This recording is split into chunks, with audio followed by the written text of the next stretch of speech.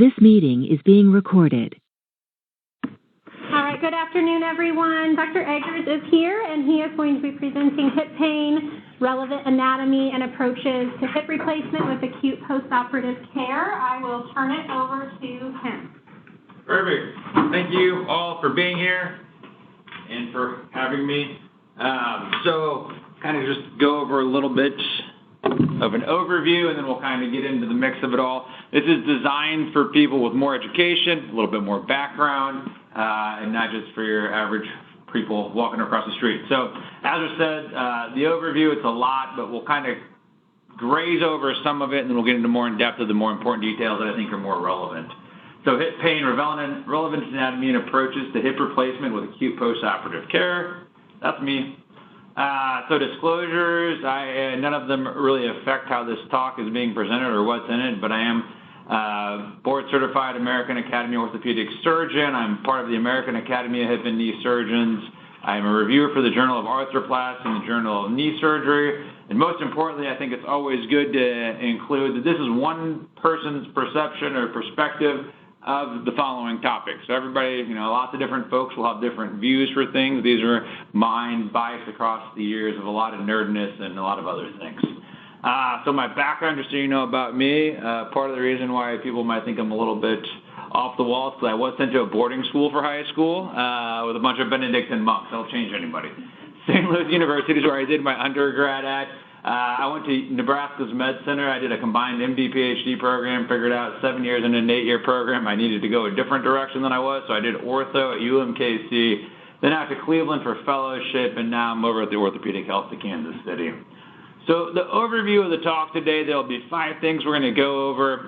The idea being is that they all kind of flow into one another, and by understanding the concepts at the beginning, it'll lead into kind of the first 3 lead into 4 and 5 and understanding where we're at, especially with the focus for how this relates to nursing, patient care, and how we can optimize people, and also just for a better overall understanding of what exactly is going on.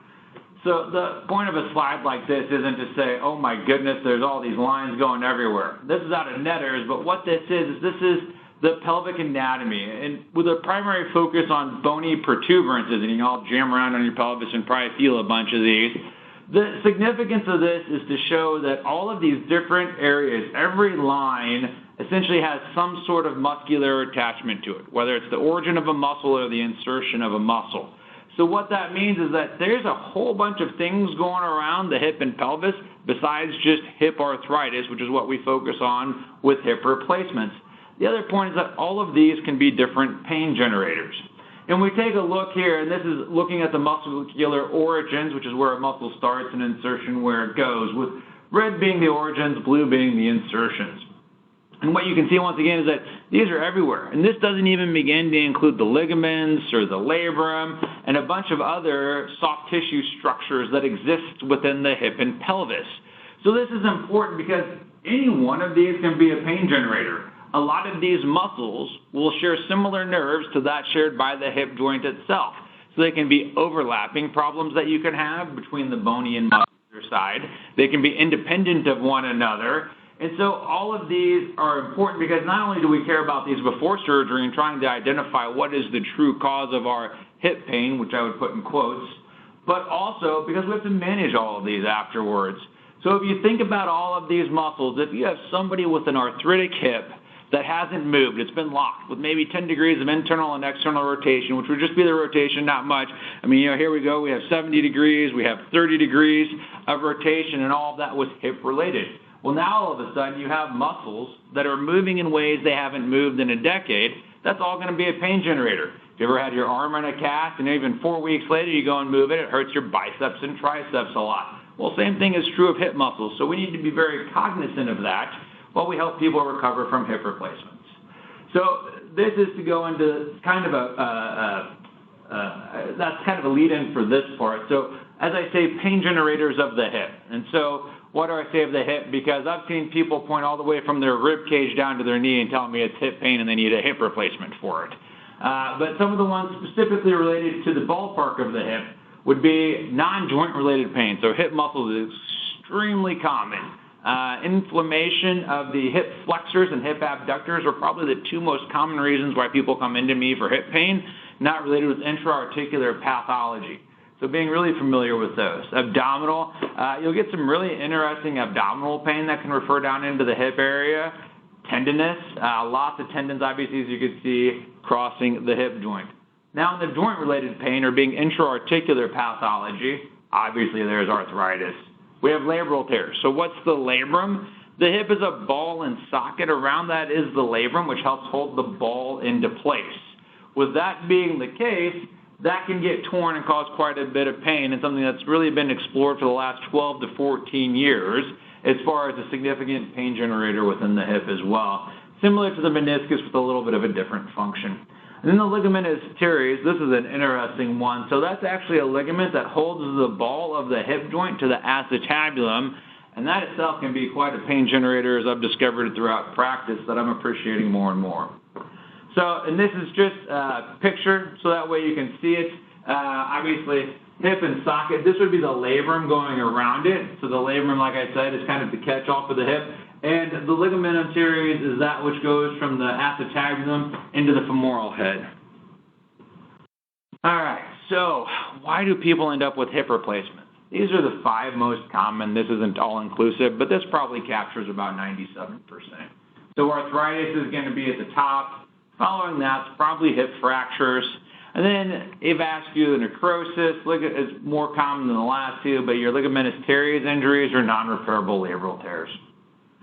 So for the hip, now that we've kind of talked about the musculature, the bony prominences, pain around there, and just a really brief overview of all of that, we can see here. So this is a pretty complex drawing pulled out of Hoppenfeld's. Oh, my bad for not putting the citations at the end, but it's Hoppenfeld's edition for surgical approaches to the hip. And so what this is looking at is different ways. So if we look here,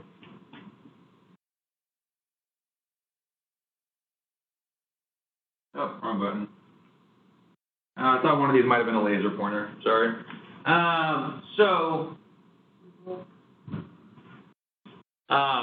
If we look, in the front is anterior, in the back is posterior, lateral would be projecting out towards us, and medial would be going into the hip itself. As you can see, where the 3 arrows converge, that's where the hip joint would be located. And so it's kind of a busy slide, but it's just a general overview for the different ideas for how their approaches to the hip replacement come. So here's your anterior coming from the front. Those would be your tensor fascia lata, and just medial, that would be the rectus on the more superficial layers.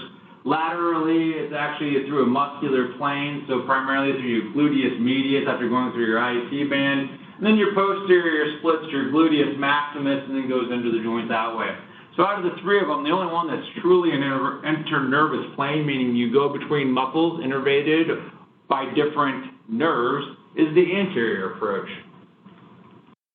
So, this made me laugh. So always trying to break things up. So, since we're going to the approach to the hip, you always got to figure out the right side too. We used to have green bracelets, we used to have green anklets on people that used to be our identifier. Now we just put a compression sock on the other side, so it's not so obvious. Approaches to the hip replacement, anterior.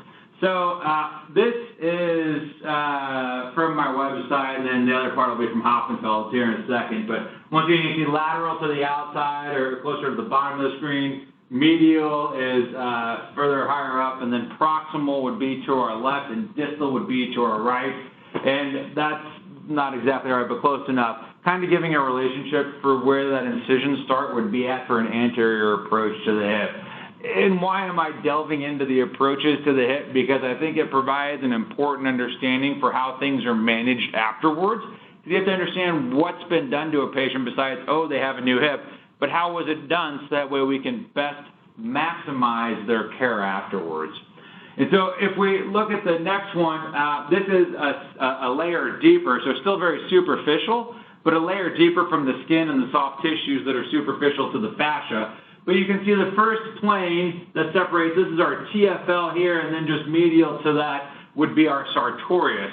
And you can see one thing right there, that little yellow guy, that's the lateral femoral cutaneous nerve. That guy can be pretty evil for a lot of folks in life. It's not super common, but some people end up with some pretty debilitating pain after an anterior hip replacement from that.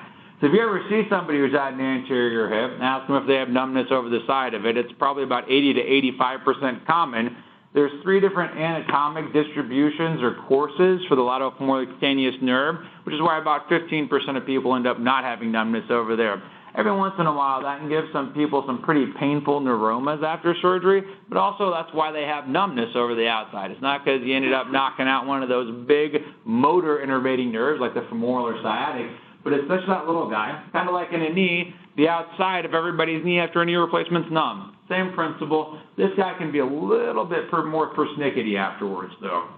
If we look to our deeper layer, though, so as you can see here, here's our TFL or tensor fascia lata. Here's our sartorius. Obviously, those muscles aren't just cut apart like that. They're separated.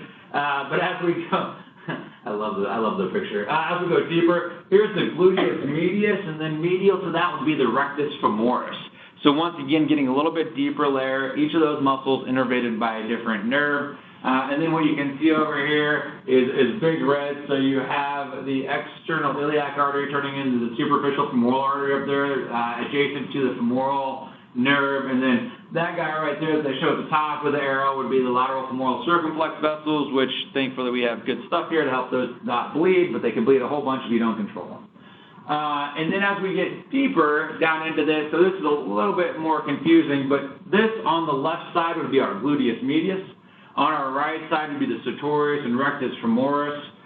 What you see right here is the hip joint is here. What that little cut area is right there and what this area down here is, the rectus femoris actually has 2 heads to it. So there's one of them that comes off the pelvis or the anterior inferior iliac spine. And the second one is the reflected head off the hip capsule.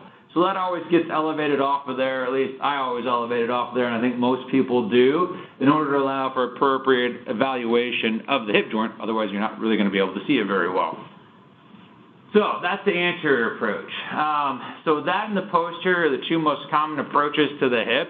About 45% of hips are done with anterior, 45% posterior, and about 10% of the anterior lateral. So the posterior approach to the hip is a little bit different. The anterior is done with somebody on their back supine. The posterior approach is done with somebody in the lateral position where they're on their side. And that's a little bit of an old school incision, but it's similar to that appearance. Now what ends up happening after you get to that first layer is now you kind of come into the muscle belly of the gluteus maximus. So one of your big butt muscles, main butt muscles I should say, that gets split in half. So when people talk about the differences kind of between the anterior and posterior, is that hurts because it's like a big Charlie horse. It's a big internal Charlie horse. You just slugged somebody in the butt. Now, the good news about it is that it heals really well because you split it in line with the fiber, so it heals. But at first, it's a big Charlie horse, and one of the things that we can kind of go over, what I always tell my patients they're going to have if they choose for the posterior versus the anterior approach to the hip. Then we come into the next layer. In this one, you have the short external rotators, the piriformis that are into the hip capsule. The hip capsule is right here. It'll be under where you meet your gluteus medius and your greater trochanter. Those will occasionally, some of those will be elevated off the bone, not all of them, but that's in order to be able to expose the hip capsule to be able to see it, because they insert right next to the hip capsule, kind of like the rectus femoris does from the front. And then you have your hip capsule there that you can see, and then the surgery is done posteriorly. So anterior lateral, this is probably the least common used approach to the hip these days. It's fallen further and further out of favor for a bunch of different reasons, and I could go into the data. If you look at the posterior and anteriors, by 6 weeks, they do about the same, regardless of the approach. Anterior laterals, usually it takes people 18 to 24 months to catch up to the other 2 approaches, so it's a little bit less favored upon. Also, some pretty good meta-analysis shows increased blood loss and increased infection risk with this. And it's more painful. It's the most painful. So it's an incision directly over the outside. Usually, not always. Most 95% of the time, it's done in the lateral position. You have to cut through your IT band, and then you come across your gluteus medius. So your hip capsule will kind of be down in here. Here's your gluteus medius. Now you have to split your gluteus medius in this approach, but it's different from the posterior in that you actually have to lift it off the bone. So the bottom half of the muscle is taken off the bone, And the problem with that is that has to get sewn back down. Well, if it doesn't heal back to where it's at, you've now lost half of the most important muscle for maintaining your pelvic stability. Your pelvis, so if I stand, now I'm trying to show you all the backside, but standing on my right leg, that is entirely done by my gluteus medius supporting my pelvis, so it holds it in place. So if you ever see somebody walking like this, it's called the Trendelenburg gait. That means their gluteus medius muscle on the left side is weak. Well, that's a big risk with this as well here, if that doesn't heal, which is estimated at about 40% of the time. So that's one of the reasons why this has fallen out of some favor with folks over time, because there are some definite consequences for it, and it's also been shown to have increased blood loss and increased risk for infection. But then this is how the hip capsule gets exposed, and you look at it that way. So that's the three different approaches. Now what you can see is that on the anterior and the anterior lateral, both of those approach to the joint anteriorly from the front, hence the name. Posteriorly is from the back. And that'll have some consequence when we look at the overall hip replacement and its orientation and why certain things might differ between them as well. So if we look at the hip replacement itself, what the hip replacement consists of, a full hip replacement, you remove the arthritis or the pathologic lesion on the acetabulum, which is the pelvis side, and you put a cup in there. Now, 98% of those grow into the bone. You could also cement that. So originally that's how it was done back in the day by Dr. John Charnley, who was actually knighted by the Queen of England as he was given credit for developing the hip replacement. So per Dr. Sir John Charnley, he used to cement his end, but that's fallen out of favor for the most part. Now the femur component's a little bit different. So you have that cup that grows into the bone, often secured into place by one or multiple screws if necessary until that bony ingrowth can occur. Then you'll have a liner, the polyethylene liner, which is the piece of plastic. And then you'll have the femoral head, and then you'll also have the stem into there. So the stem, most commonly, once again, are non-cemented or uncemented, and they grow into the bone as well. However, some of the time they will use cemented ones, so that way it's glued into the bone if the bone quality isn't adequate. Pros and cons to both of them. We won't dip too far into what that is, but pros and cons to both. So if we look at it, the acetabular component, and this isn't the hip replacement, this is your natural anatomy. So this is an axial cut, so just chop straight through where my hip joint's at. Here's our acetabulum on the left, here's our femoral head. Now you'll see this 20 degrees of acetabular aneversion. Well, what that's referring to is the tilt to the cup of the acetabulum. What does that mean? Well, if you look at this, this would be your pelvis, there's an angle to it. Now, if you don't angle this cup in correctly, what will happen is that this cup will overhang the front of the pelvis. That is extremely important because it puts you at risk of irritating the muscles in front, especially your psoas tendon. So your psoas tendon comes directly over the front of the acetabulum. But if you have metal sitting there rubbing against a tendon, you can imagine the constant irritant that becomes. And now you all of a sudden have significant psoas tendinitis pain that is pretty hard to treat, and that psoas tendon shares the same nerves as the hip joint itself, so now you have the same pain that it felt like you had beforehand because you've created a new irritant. It can also be why the psoas tendon may be the cause of your pain and not arthritis or hip-related things. So that is the acetabular component to it. Now if we look at the x-ray of it, so here's a post-op x-ray. What you can do is that it's called the shoot-through lateral, and what this is looking at is, it's hard to see, but the brighter white is the metal from the hip replacement itself, and what you can see is there's bone right in front of it. So I always shoot these on all my post-op patients to make sure I don't have that overhanging cup. You know, I check it intraoperatively and feel it and push it around, but that's always my goal is an anatomic position for that cup to try and reduce the risk for psoas tendinitis secondary to irritation. So that's what it looks like radiographically. Now, that's a neat little box that I made. So the second side to it is the femoral component. So the femoral component also has its own natural aneversion.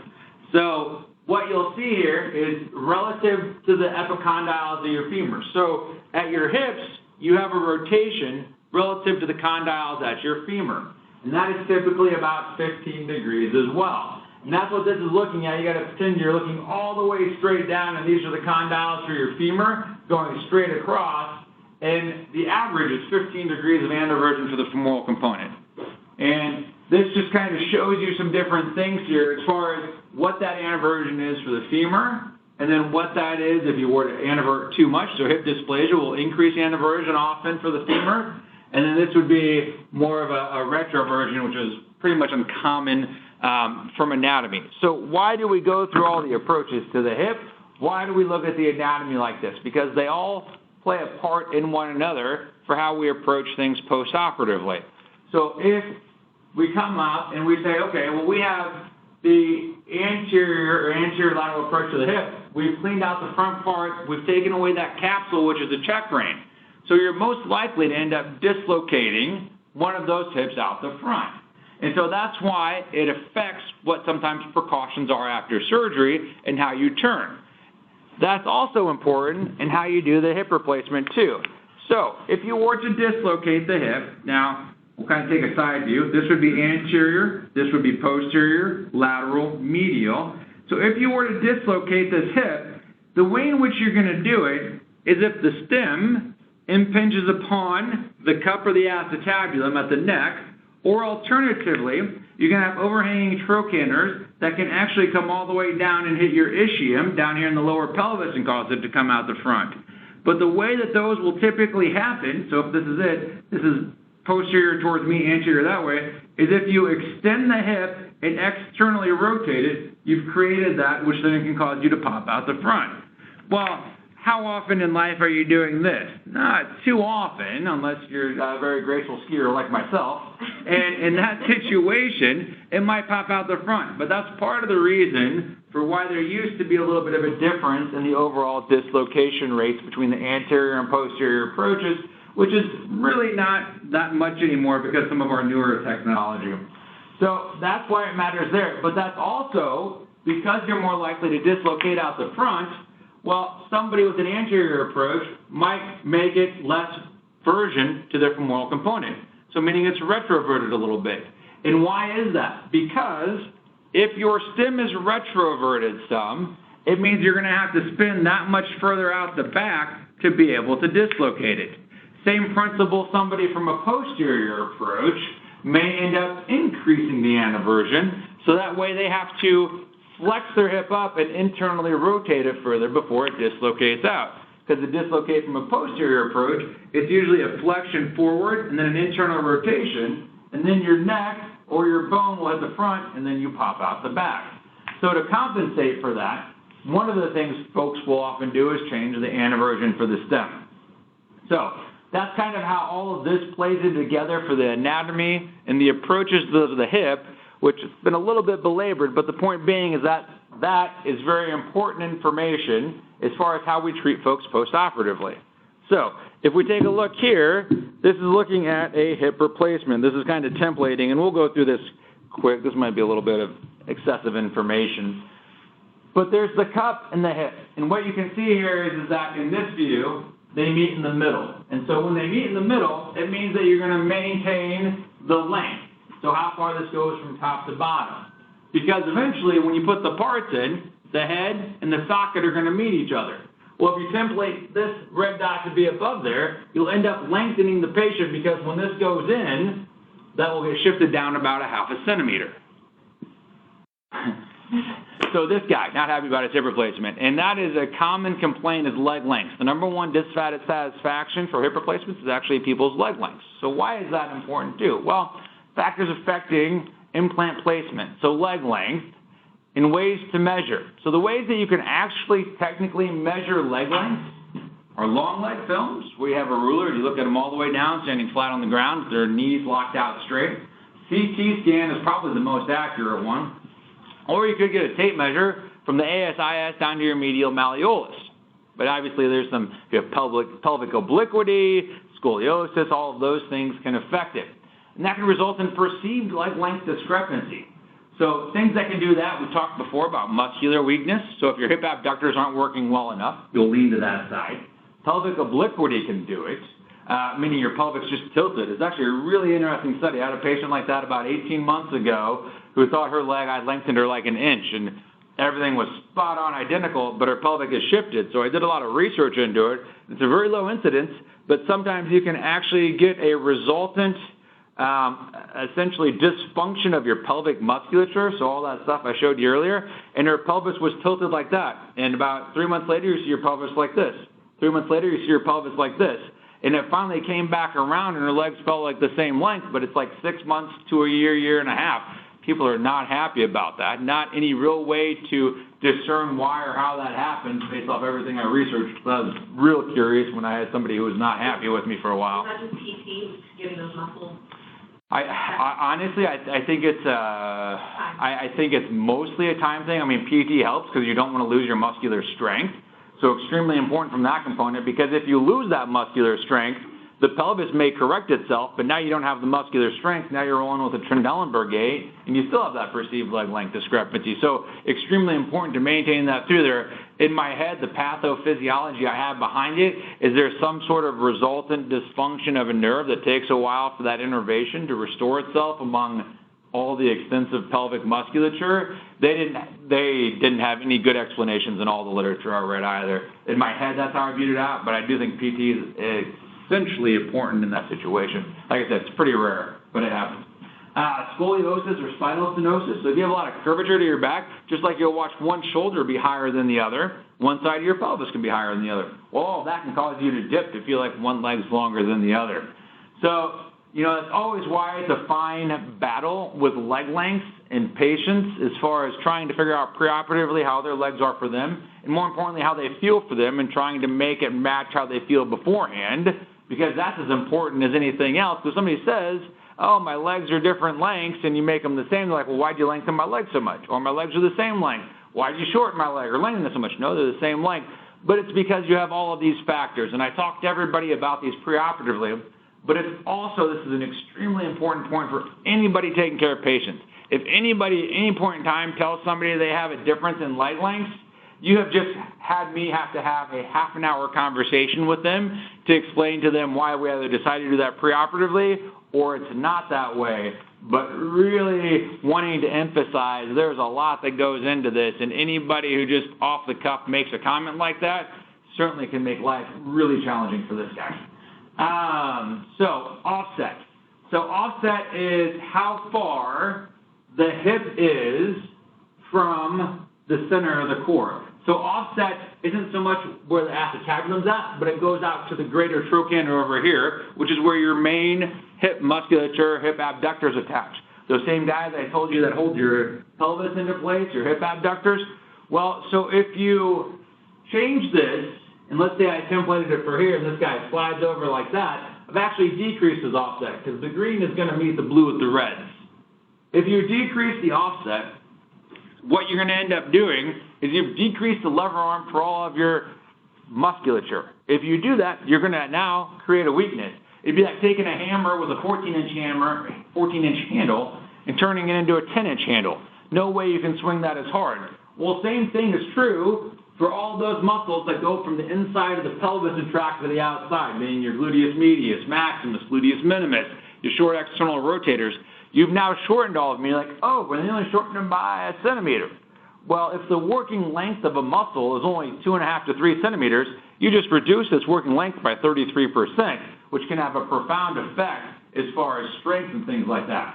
Now, on the contrary to that, if you were to take it and increase their offset and shift their hip all the way over here, all of those muscles hate you for a while. And it takes a while. Okay, is that recorded? Can we bleep that? All right. All those muscles don't like you. And the reason being for that is that now you put them all under greater tension. So it'd be just like if you took any muscle and you increase its working length by 20 to 30%, it's going to hurt quite a bit if you try to take your calf and stretch it further back. So that takes a lot of stretching and things like that when that happens. The other thing about that, is that if you were to shorten those hip abductors, the hip is a ball and socket, like you see here. So besides the fact that you need to make sure you put all your components in the correct place, you remove all of the impingement factors, which can be soft tissue or bone, or osteophytes from reactive arthritis bone. If you end up taking it and shortening it out, while the ball and socket has weaker muscles, which can also destabilize the hip and make you more likely to dislocate. Because all of these muscles holding this into place are no longer holding it into place as well as they were before, and they're doing so with less strength.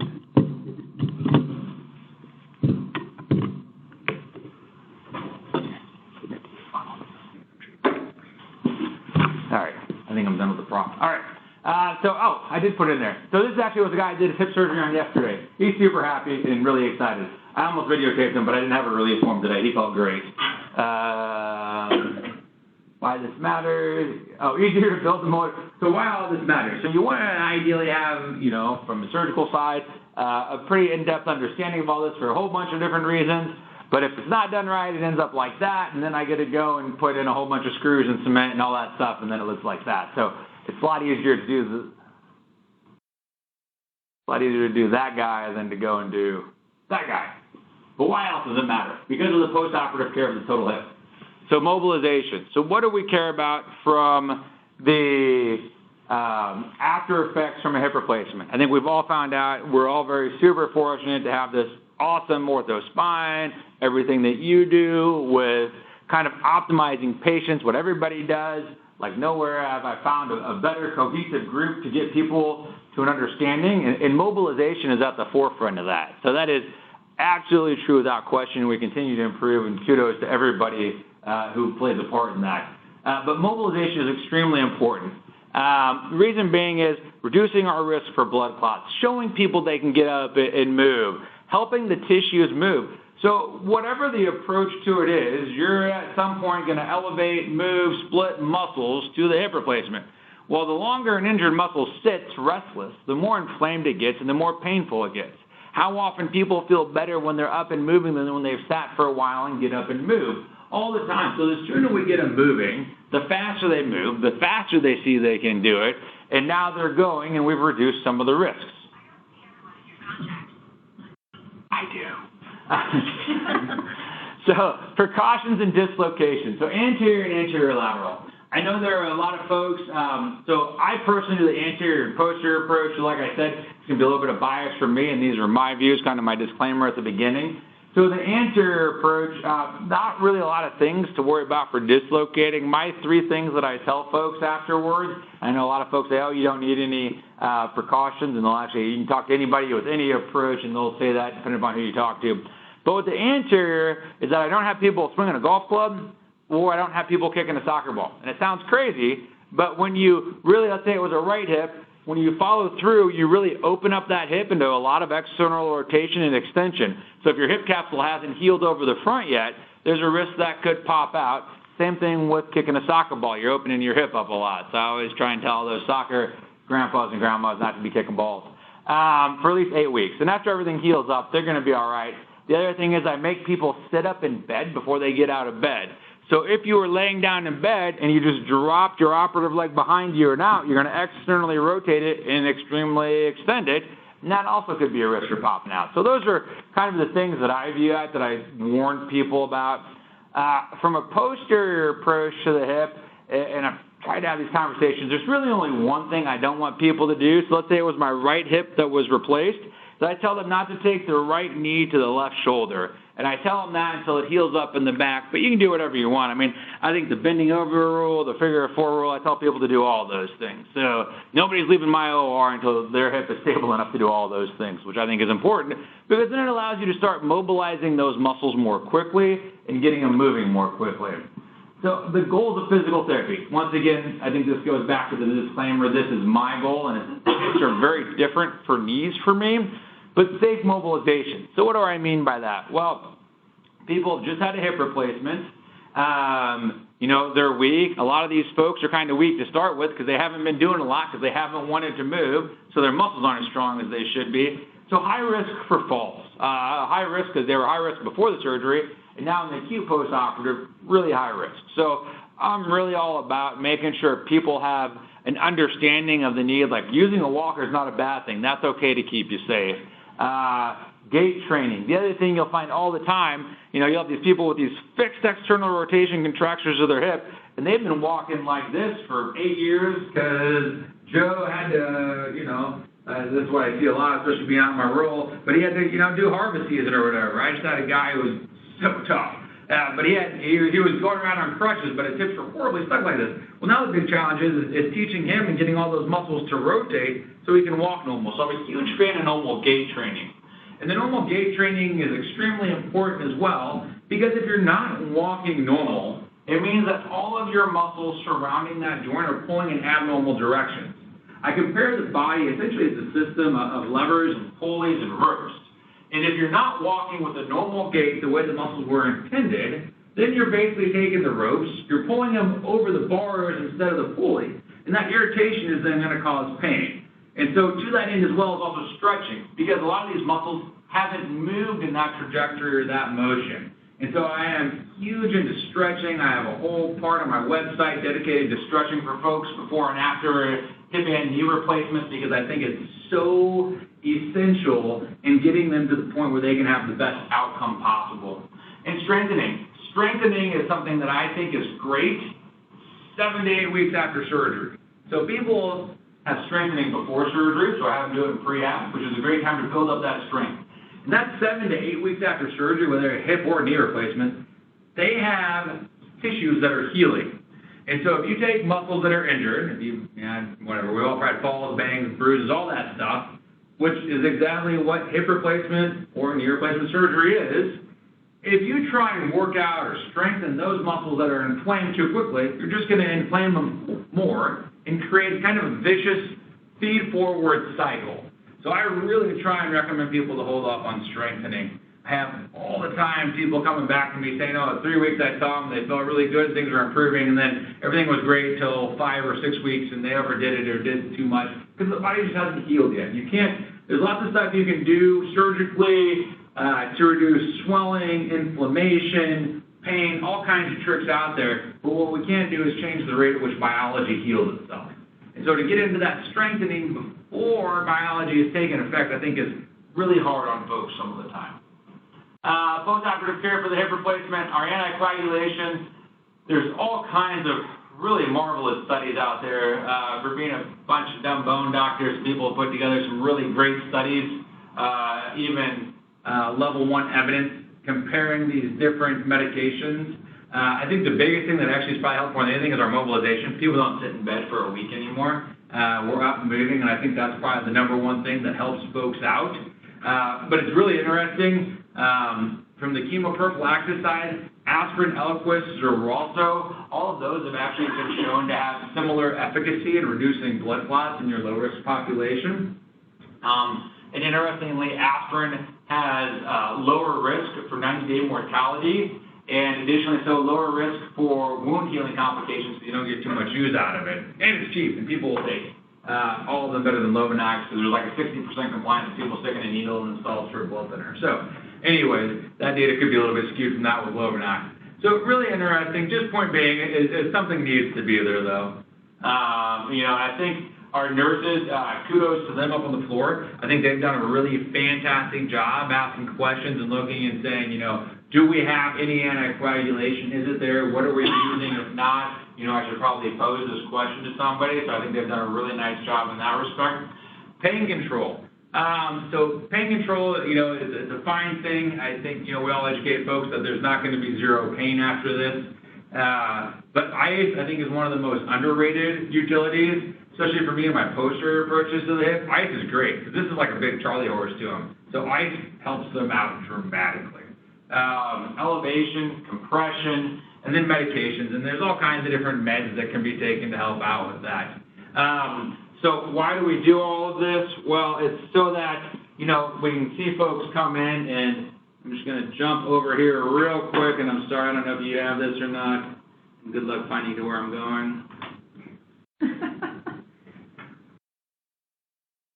And this is so when I started a long time ago, and then my webpage got too full, it takes too long to load, were folks walking 3 weeks after surgery. Because part of it is the fear. People are like, oh, I'm not going to be walking, I hurt them down, all of these things.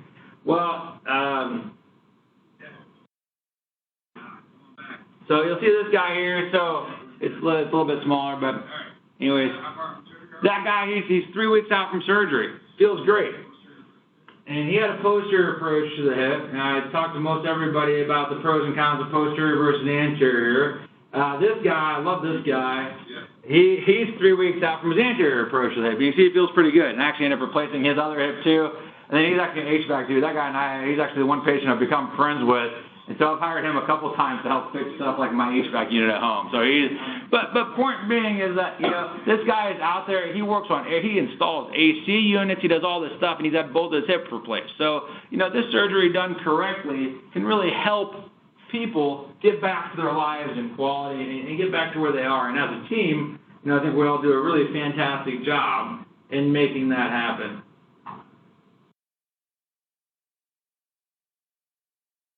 So these are my references that I use for today, and then a whole bunch of other information just is built up over the years. I really appreciate you all being here, everybody online, thank you. That's my email address. Always welcome to shoot me any emails or questions. That's my website. That's obviously North Kansas City's website. How could you not trust a guy like this? And we all know that we're #1 here in North Kansas City. Thank you so much. Does anyone in the room or online have questions for Dr. Eggers?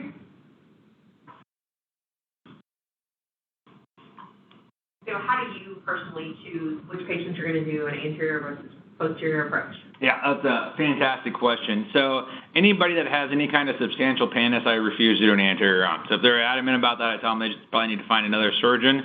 Reason being, BMI over 30, or if you see a soft tissue pannus on X-ray radiographs, there are some really good studies to show you have a 10% wound healing complication, which then increases your infection risk. So I'm very risk adverse. So I tell people you can live with a little bit more pain. By 6 weeks, you're equal. I mean, you see, and most of the time at 3 weeks, there's not much of a difference between them. Yeah, the posterior hurts a little bit more, but avoiding that complication is way less painful and way less of a headache.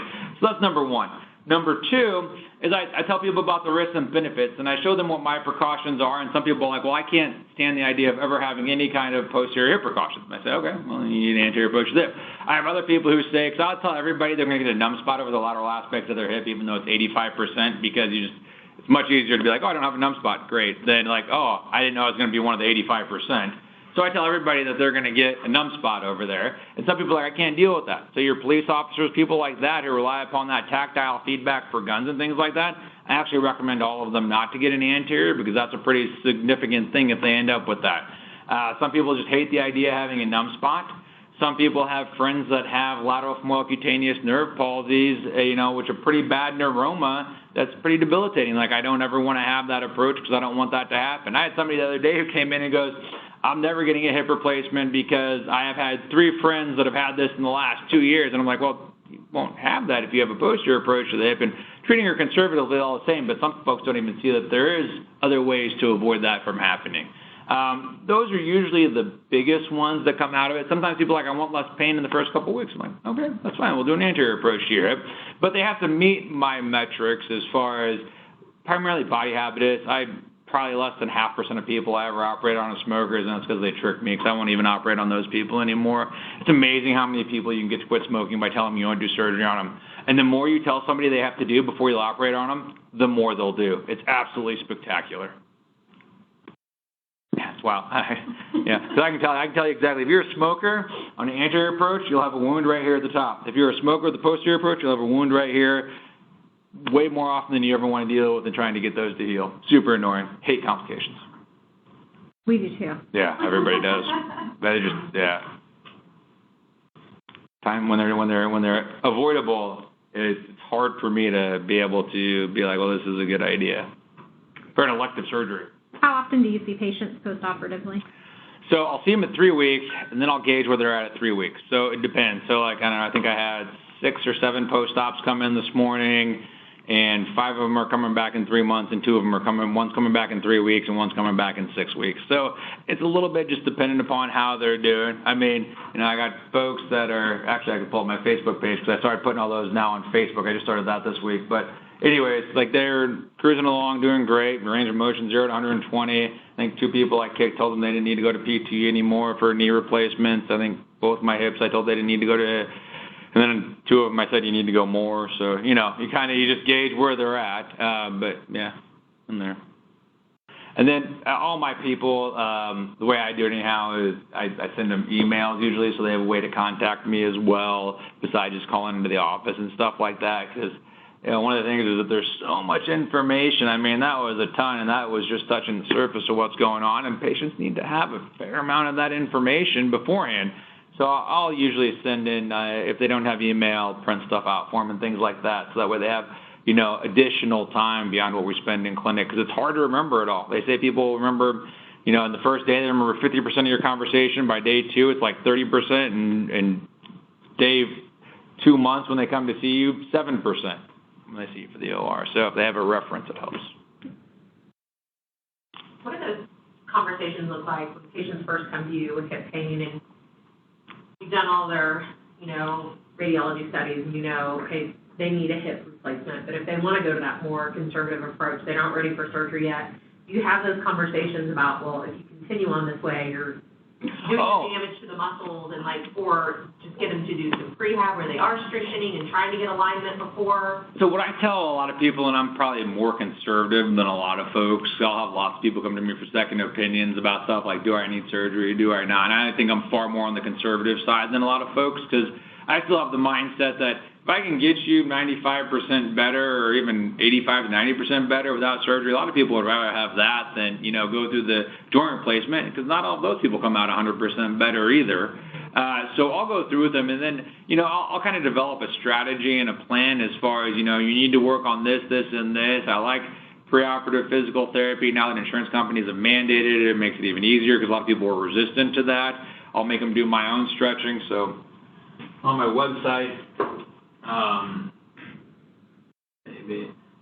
make them do my own stretching. And I always tell people these are elective surgeries. It's not, I use it all the time. It's not like you have your appendix coming out of your gut or anything like that. And so, I really give people, oh boy, if I was smarter than my computer, it would help.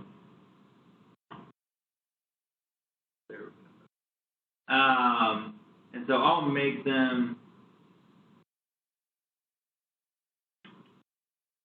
one of these is going to have it. I love it.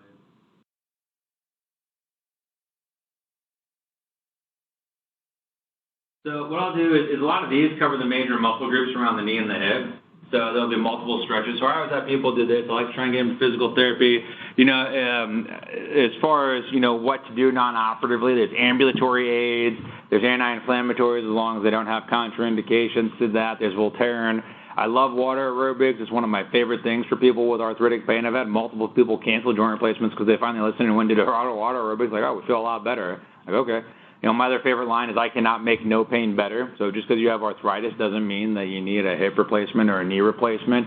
The other side to it, though, as well, let's say that they're getting a severe contracture. So let's say their knee range of motions drop down and they're like 30 to 70. I'm like, we got a real problem because if your neurovascular bundle contracts down too much, when I straighten your knee out, there's a chance I tear it and then you end up with an above the knee amputation. Some people I'll make go to physical therapy to get better range of motion before I'll do it in hopes of stretching that out. From a hip side of things, I warn people if they're getting too much loss of bone superior laterally. So you look at this hip replacement here, one of my things I really hate to do in a primary hip replacement. So I start putting in augments up here because the arthritis is so bad that it's come out up and out. Those folks I'll suggest that they really consider more to doing the hip replacement because it's a much bigger surgery. If they don't, much more fraught with complications and stuff like that. Same thing with knees. If they start losing too much bone where they're getting close to their tibial tubercle, tell them, you lose too much bone, it's a bigger problem than just having to have it redone in 15 to 30 years, whenever that might be with our new components that are out there. So. Yeah, otherwise, I'm usually pretty conservative. There are lots of folks who come in, like I had a guy today who'd been told by another surgeon who retired that he needed both his knees replaced, and I respectfully disagreed with him and said, we're going to do all this stuff first, come back in 2 months, and let's see how we're doing. Tell him the same thing. If you feel better, because he had hamstring tendonitis, pedian serine bursitis, some quadriceps tendonitis, he had been convinced in his head already that he needed the knee replacement, and some people want to believe that that's an easy answer for it. And so, but I got him at the end of the day to kind of go do all this stuff and do a bunch of different things and see if it doesn't help him out. If it doesn't, we'll see him in 2 months and he'll be in better shape for surgery by the time we get there. Anybody online have questions?